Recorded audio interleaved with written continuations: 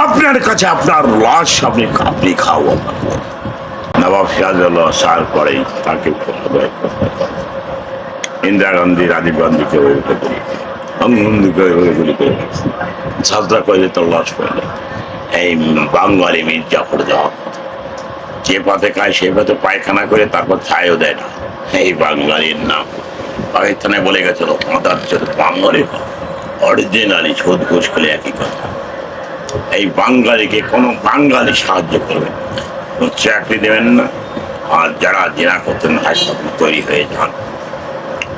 হয়ে যান। আমাকে ছড়িয়েছেন, এর পরাজয় চাকরি যাবে, আপনারা আমার মতো ভিক্ষে করবেন। কে রাজি আছে বড় ভাইরা? চাকরি বলে এক জায়গায় গোসল করছি, আমি না 2 জায়গার দায়িত্ব। আপনার দায়িত্ব কোনো জায়গায় যাবো না, আপনার দায়িত্ব হলে কবরস্থান। আল্লাহ করবেন আর বাকিটুকু করবো আমরা ঠেলা। পাশ কাটা লাগবে না, ঠেলে পাঠাবার চাইস নাকি? বা ঠেলে পাঠাবো।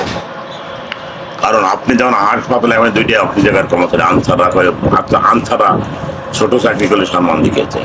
আপনি যখন আমাকে ঘুমন্ত অবস্থার তাহাজ্জুদ নামাজ পড়তে দেবেন না, বুড়ো পাল পাকার থেকে আপনার বউ নেবো, মেয়ে নেবো, পুত্র দেখাবো। আমার নাম আব্দুল্লাহ দাদা ঠাকুর।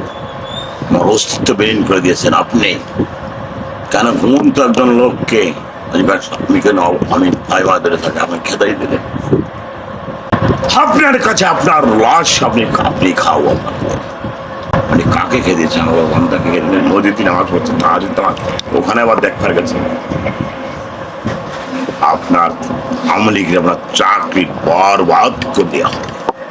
আপনাকে মেরে দাগ থাক যারা 22 বছরের আমলিক যারা দুঃশাসন করে, এই দুঃশাসনের রাজনীতি থেকে বেরিয়ে আসতে হবে।